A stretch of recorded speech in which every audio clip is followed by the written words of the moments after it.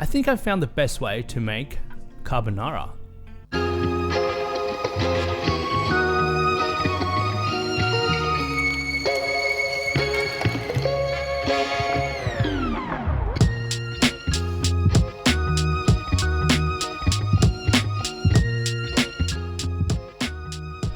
G'day friends, how's it going? Welcome back to Sam's Home Kitchen, where I bring to you budget-friendly recipes with sustainability in mind. This week I'm showing you how I make carbonara at home.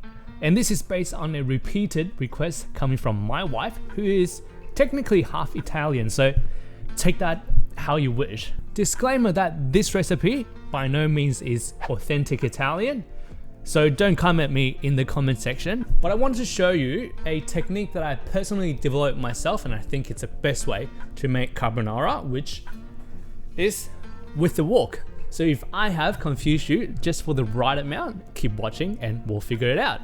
To start us off, we got our bacon. I know. Speck or guanciale, those are more the classic option, but hey, we're going for cheap, we're going for budget today. I just got some kind of like middle bacon. I got some fat bits, which is really important to get the oil out and infuse the smoky bacon meaty flavor into our carbonara. We start off by cutting our bacon into strips.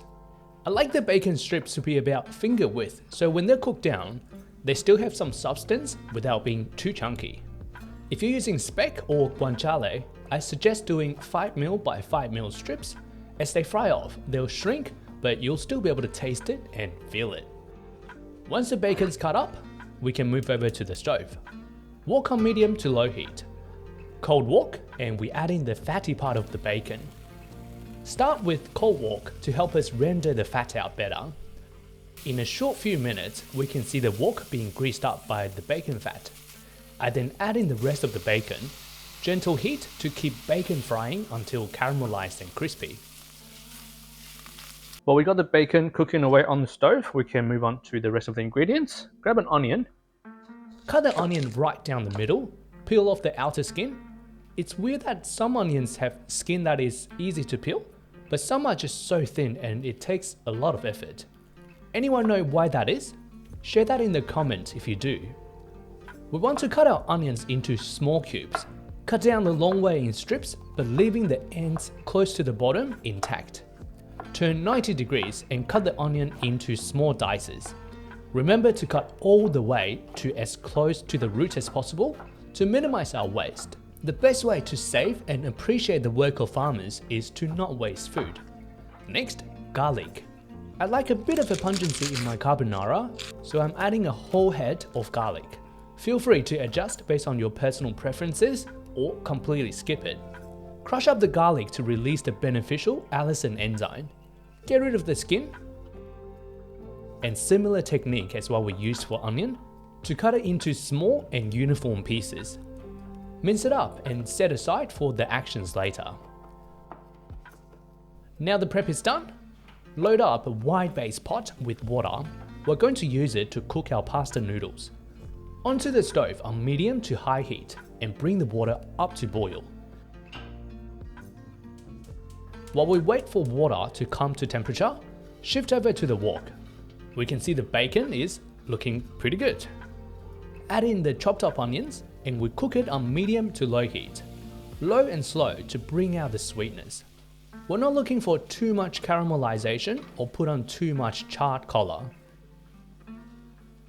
This is a good opportunity to add in some cracked pepper.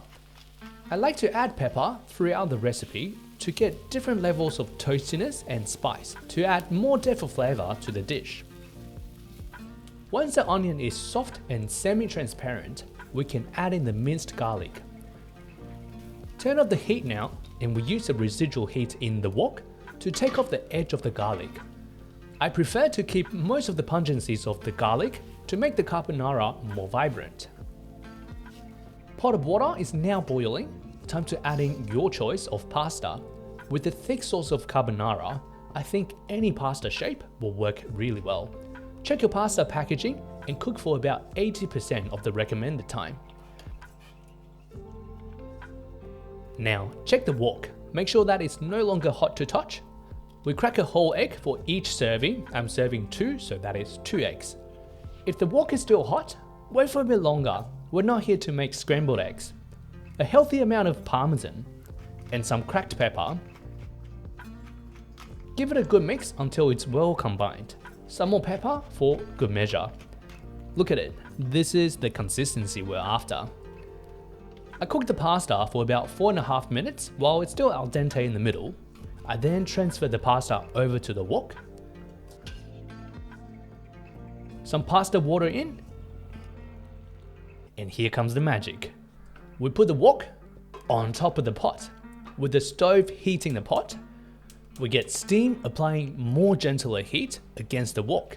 This is pretty much the same as double boiler method used to melt chocolate. The gentle heat makes sure that we are slowly bringing the eggs up to temperature to create that thick and velvety sauce.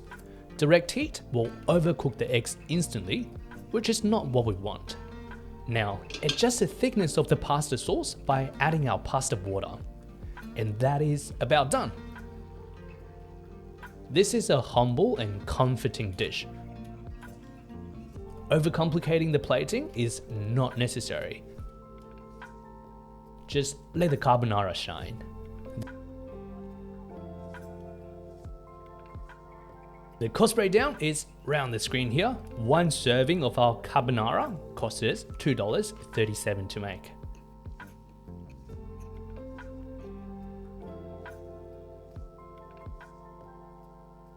Alright, we got our carbonara all done, sitting right in front of me. I'm so hungry, just going to dive in and let you know how it's like.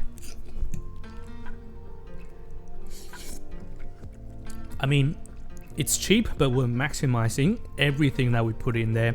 Cheap bacon, but we crispy it up to an extent that it gives it a bit more texture. I know onion, garlic, not very traditional, but adds additional dimension to our carbonara. And I mean the sauce of our carbonara, it's creamy, it's just the right amount of thickness, emulsified really well, double boiler method. You cannot go wrong. This will never turn into a scrambled egg stir fry noodles for you. Alright, so that is all I got for you today. I hope you learned something. If you got the right size of pots and wok, definitely give this a try. You will not go back, and the cleanup is so much easier. Thank you so much for watching. I have one of these videos coming out every 2 weeks focusing on sustainability, budget, and sometimes little tips and tricks. Like the video, subscribe, I'll see you around. Thank you so much, and I will see you next time. Bye.